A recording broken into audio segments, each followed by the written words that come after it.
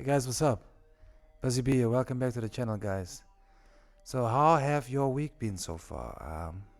Let me know in the comments, guys. This week, I just wanna, talk about, all the mistakes that I have made up to this point, in my career as I would say, as an aspiring filmmaker. Um, yeah, surely, we will encounter a lot of mistakes. Um, and mistakes has to be made, because that's how you're gonna learn from it, and it's actually variable to make mistakes, so you will obviously see a lot of improvement in the work that you do going forth and so forth. All right, so I wanna, I've selected a couple of things that I just wanna run by you guys, just to show you, some of the things that I've, you know made, the mistakes that I've made, and I'm still making it to this day, guys. So please, um, don't ever think that, even though you've made mistakes and you've learned from it, that you won't make more mistakes or you won't make the same mistake, because you definitely will. All right, so I want to talk about, a couple of things like, exposure. I don't know if you guys know, the exposure triangle. And, sometimes we find ourselves that we, don't expose a shot correctly, or, we overexpose or we underexpose. So there's a lot of mistakes that I've done in the past, and even recently I've made, a similar mistake with one of these tutorials, and I want to show you now exactly what I mean. Let's just go over to this clip over here. You guys can see. Let me just do this. Now if you look at the shot, this shot is definitely overexposed. So, the mistake that I've done here is I accidentally left my camera on auto ISO. And I mean, obviously you guys have seen, all the prior videos, even this video itself. You can see that, it's quite dark, and, I only have, the one light that's shining on me, and then the other lights at the, just to light up my background a little bit. And then, the room is quite dark, you understand? So obviously you wanna have that kind of look, and obviously to do it like this, it doesn't look that bad, but it's something definitely that really stood out for me, to say, listen, you've really done something wrong here. So it is a bit overexposed. So just one of the things that I think you guys should maybe just take into consideration whenever you're exposing your shots, not to overexpose. I mean, obviously look at your. There's a lot of things you can look at. I mean, that's these three things that plays a big role when it comes to exposure, and that's your, like I said, your exposure triangle, which is your aperture, your shutter speed, as well as your ISO. So I want to show you guys another clip over here that I took today. Let me just go, yeah. Alright, so I just wanted to show you guys. Obviously here you'll see this is where you set your aperture, and then the middle one is obviously where you set your shutter speed, and then this one, as you can see, it says ISO.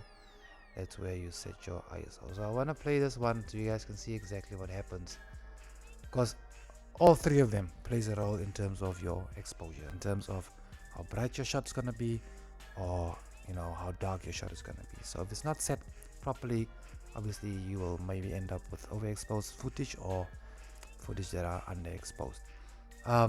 Also, something that you must take into consideration, or something that I think is very important, I would set my aperture first, and then I'll set my shutter speed, and then I'll play around with my ISO. You understand? Obviously, let me just play this for you guys so you guys can see. There you see, if I increase my aperture, I want you guys to look carefully what it does. You see the shot becomes darker. The reason for that is basically because, remember now, your lens, right? So the higher the value of the f-stop of the aperture, it means that you are actually closing the lens. You understand? So there's not enough light that's coming through in your lens, right? So obviously you're gonna end up increasing your ISO, to compensate for that. And when you do that, you're gonna end up with a lot of noise in your footage. So just something to be cautious of. And I mean, obviously, as you'll see, if I go back, okay, in this case, this lens that I'm using on that particular camera, and I'll show you now exactly what camera I use, only goes down to f5.3, and then it goes up to f22, so I can't go lower than that. So at the moment, obviously, if I go lower than that, if I could have gone lower than that, obviously I'm letting in more light into my lens, which means I can then dial back on my ISO, you understand? So obviously then you'll save the result of introducing noise in your footage. But in this case, obviously the lens does not allow me to go lower than f5.3, which is not bad. Alright, and then obviously you'll see my shutter speed. As you'll see, my shutter speed is set to 50, and the reason that it's set to 50 is basically because I'm shooting, as you'll see, I'm shooting in 4K UHD, basically 25 frames, 25p. So normally the rule of thumb is that if you shoot in a certain frame rate, then your shutter speed should be double that particular frame rate. So in this case 25, that's why I'm using the shutter speed of 50. If I shot at maybe, let's say, 60 frames per second, then I would have set my shutter speed to 120. So it's always double, you understand? Obviously when you're shooting maybe something like action sports, something that has a lot of fast motion in, then obviously I would say you need to maybe just make a small adjustment in terms of your shutter speed. Maybe just make it a little bit faster, because there's a lot of hand motion, or a lot of motion, so you still want that motion blur. Remember now, the double frame rate kind of a thing is more for your cinematic kind of shots, you understand? And obviously it has a nice motion blur. But now obviously for your fast kind of action shoots, obviously you will need to maybe just increase your shutter speed a little bit, but not too much, because you don't want to totally lose that motion blur. So just something that you must bear in mind. So I'm just gonna play it so you guys can see exactly. If I change my shutter speed over there, you will see it will also have an effect on the brightness of my footage, right? And then if I go to my ISO, there I'm just showing you guys that I shot in 25 frames per second. So if I go to my ISO, I want you to see exactly what it does. And now you will see that if I make an adjustment there, it will also affect the brightness of my shot, right? So all three of those things, they play a role in terms of brightness, in terms of darkness, etc, etc. But like I said, my suggestion would be set your aperture first, set your shutter speed. If you know exactly, you're not gonna maybe shoot action sports, if it's just like a normal video, or if you're shooting a film or whatever, set your shutter speed to double your frame rate, and then you can play around with your ISO.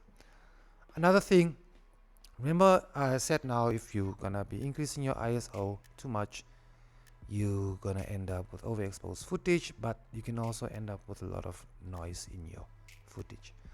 So to compensate that, and to maybe just keep your ISO low, that's where lighting comes in, guys. Lighting plays a critical role when it comes to filmmaking.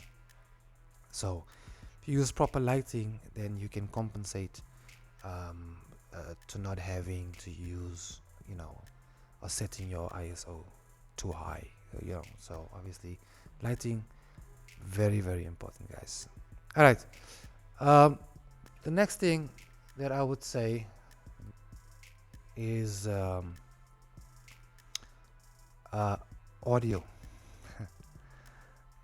Audio, wow, crucial. Audio is crucial, guys, and I'm talking about proper audio. obviously there's a lot of audio devices out there, and obviously we end up buying stuff that we can afford. And by buying cheap, uh, sometimes is not necessarily buying quality. So, yeah, I've made some, wrong investments with regards to audio in my time. I would say something that I bought for when I started out with videography is this mic. Right, so this is the Rode Video Micro. Right, so you just plug it in on top of your camera, and then obviously you can have some decent, you know, audio recording. Um, I'm not using this anymore. Um, I've been in the audio recording industry and in the sound industry for quite a number of years. So what I've noticed is, and I mean, obviously, this is one of the things that you normally do. You'll do some research, or check reviews in terms of certain products, and until you get the product, and then the sound is just not what you was hoping it to be. And I think this is one of those cases. This mic, it has it has some decent audio. I'm not gonna lie, it's got some decent audio, but you in the Rode brand, there's quite a few alternatives or options that you can go for. But obviously, those options are also very expensive, right? So yeah, I would say if you're starting out, maybe getting into this thing, buy something like this.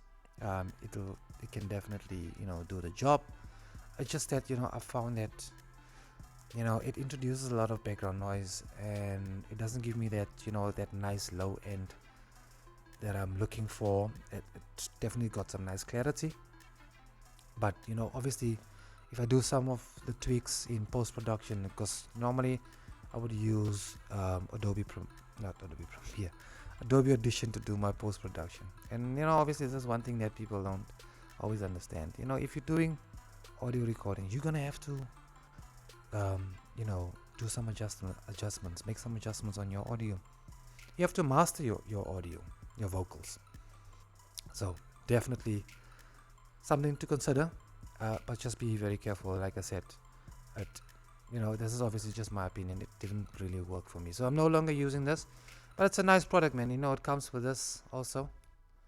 This is what we call a dead cat, and it's basically just to help you out in terms of some wind noise or whatever. So it's a great product, don't get me wrong, great product, just not working for me anymore. So yeah,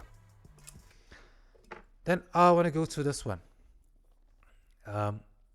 This is my first mic that I actually bought for our studio recordings, and this is the Behringer C3, right? Not a bad mic, and it's also not that expensive. But the more I used it, obviously, remember, you get better over time, and obviously you train your ears to hear things in a different way. So this one, unfortunately, could not deliver like this mic can deliver. You understand? This one gives me everything. It gives me the low end, it gives me the mids, it gives me the the clarity.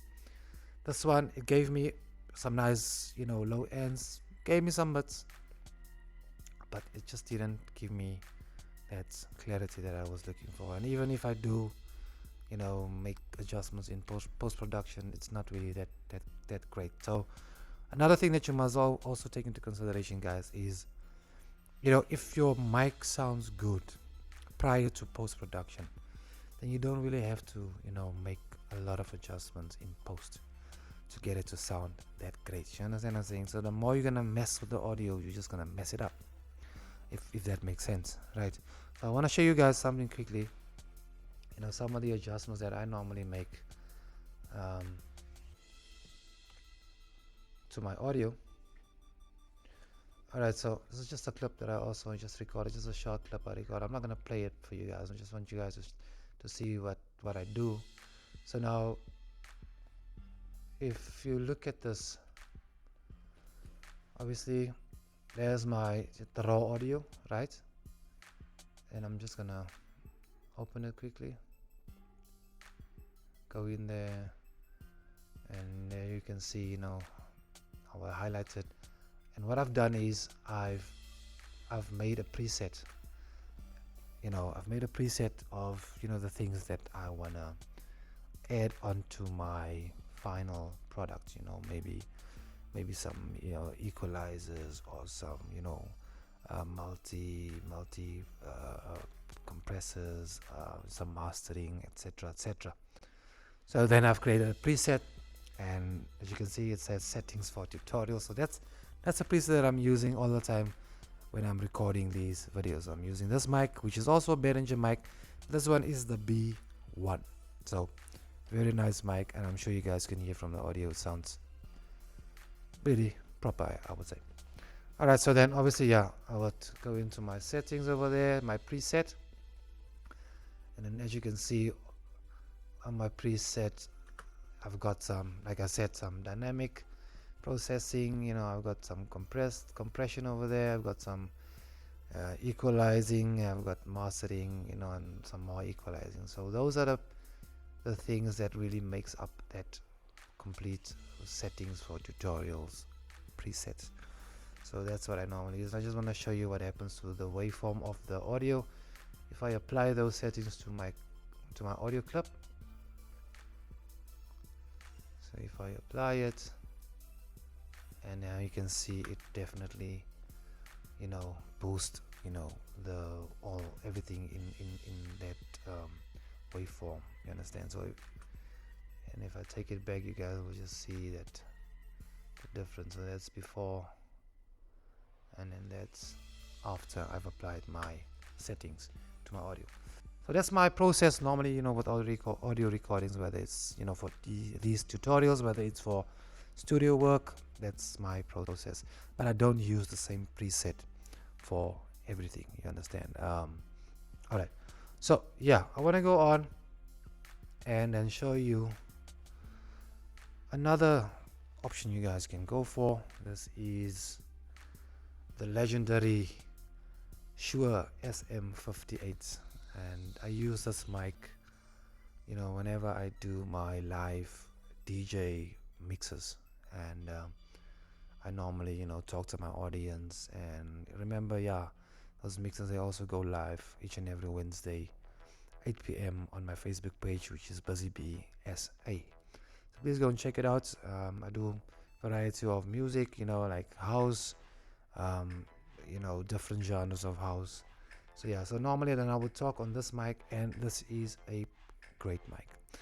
I wouldn't really use it for, you know, this purpose, because obviously this is something that you must really use and keep it very close to your mouth and speak directly into it. If you're gonna maybe have it at this distance, yeah, it will pick up, but then you're gonna have to increase the volume of your mic, and by increasing the volume of your mic, you introduce background noise. So just something, you know, to look out for. But this is a awesome mic. All right, another thing I want to talk to you guys is, yeah, remember, like I said, I want to show you guys the camera that I shot that previous clip on. So this is my first camera, guys, that I bought. This is the Panasonic G7. Very, very decent camera. It shoots 4K UHD. Great camera. Obviously doesn't have all the features that, you know, my new camera has, but it's something, you know, as a beginner, something to really that you can really work with. So great picture, and I shot actually 3 music videos with this camera. And yeah, great camera, man, great camera. I don't know, maybe I'll keep it, maybe I'll sell it. I'm actually looking for another camera, you know, just to add on to this one, you know, that produces the same quality as this one that I'm shooting with. So maybe this one I would sell, or maybe, because my kids are also into the video thing now. They've got a YouTube channel that they're running. It's called Casey Squad SA. So maybe I would just give them this camera, to go forward in what they are doing. But very great camera for beginners, definitely. Yeah, and then guys, I would say the last thing that, no, not the last thing, the second last thing basically, is autofocus and manual focus. Um, yeah, obviously, there's a lot of debates in terms of what you should really use. Should you shoot in manual focus? Because all the Hollywood guys are using manual focus. Should you use autofocus? And yeah, if you don't have a camera that has decent autofocus, then rather just stick to manual focus. And at the beginning, I was shooting with this particular camera. I was shooting in autofocus, and look, unfortunately, the one thing that Panasonic lacks is great autofocus. So I made a lot of mistakes with autofocus, and I just spoiled a lot of my footage. So, and then it took time to transition and to get used to the manual focus thing, and that takes practice, guys. And it takes practice. But now I'm like I prefer shooting manual focus. I don't want to shoot autofocus unless I have a really good camera that has some great autofocus functionalities. I know cameras like Sony, got some great autofocus. Canon also has some great autofocus. Panasonic, unfortunately, they still have to catch up, but I love Panasonic, and I'm not saying I would stay with Panasonic. Um, if something great comes along, there is actually something that I have my eye on, which is a different brand. But it all comes down to affordability. If I can afford, I will definitely pick up that camera. But I will still keep this one also. But yeah, like I said, yeah. But camera manufacturers, they normally on an annual basis they normally release new cameras, and there's always improvements. So I'm sure I've heard that Panasonic is working on their own advanced autofocus system. So I think we're gonna see that maybe hopefully with the GH6, and I think that's coming out next year, 2021. So yeah, I'm looking forward to see what that offers, because that's the only thing that I would say is currently missing from making Panasonic the best camera ever. I'm talking about your GH5s. This one is the GH5S. The new S1s, the S series, S1H. There's also an awesome camera. It shoots up to 6K, but pricey. Yeah. But yeah, so that's the only thing that Panasonic is lacking. It's great autofocus, but they still have the upper hand in terms of video quality. And I'm talking about your small form factor cameras. I'm not talking about your cinema high-end cameras. I'm talking about your your micro four thirds and your DSLRs. Obviously your S1H just came out with, which is a full frame camera, which is stunning. But yeah, like I said, I do have my eye on a specific camera, which is a different brand. But let's see how it all plays out, and let's see if the money is available at that particular time to upgrade, or to buy some extra gear. Obviously we want to buy new gear, but we don't always have the money. But working harder and harder obviously will get us to that point. So yeah. All right, so the last thing that I want to touch on, guys, is obviously shaky footage. And there's nothing worse than having shaky footage, especially when you have a small camera like this and you want to shoot handheld. There's nothing wrong with shooting handheld, guys. If you can find a way to maybe just make it stable, keep this close to your body or whatever, and make it work, then why not? But if this camera had maybe like in-body stabilization, then it would have been great. Obviously, the GH5 has got some great in-body stabilization, and I think there's Canon, they are working on something like that. Nikon, I think they've got something like that, and I think Sony already has some cameras out with in-body stabilization. But at the moment, Panasonic's in-body stabilization is the best. All right, and then obviously an alternative that you guys can use is, and I would say this is one of my best investments that I could ever have made. It's this stabilizer. This is the Zhiyun Crane 2. I bought this, I would say, 2 years back, if I'm correct. And this is really one of the best investments I ever could have made. Right, so yeah, definitely get you maybe one of these. There is, some of these that are not that expensive, guys. So just browse and the net and check what you can find. And then the other thing that I would say is to get yourself a monitor. Obviously this will assist you guys a lot in terms of focusing properly. If you are also maybe shooting in manual focus, a monitor will assist you a lot, because remember now the monitors on the cameras, they're quite small, unless you have something like focus peaking in your camera, then that can help you a lot. But I mean, something like this, this is just a 5-inch monitor, but it really does a great job. And remember, I spoke about this monitor. This is the Atomos Ninja 5. I spoke about this monitor. Besides that, it's just a normal monitor. It's also a recorder, right? So you can record ProRes on this. And now also, with the new Panasonic S1H, and even the Nikon D6 or the Z6, I'm not 100% sure, but it can also record ProRes RAW. So this is a super dope monitor.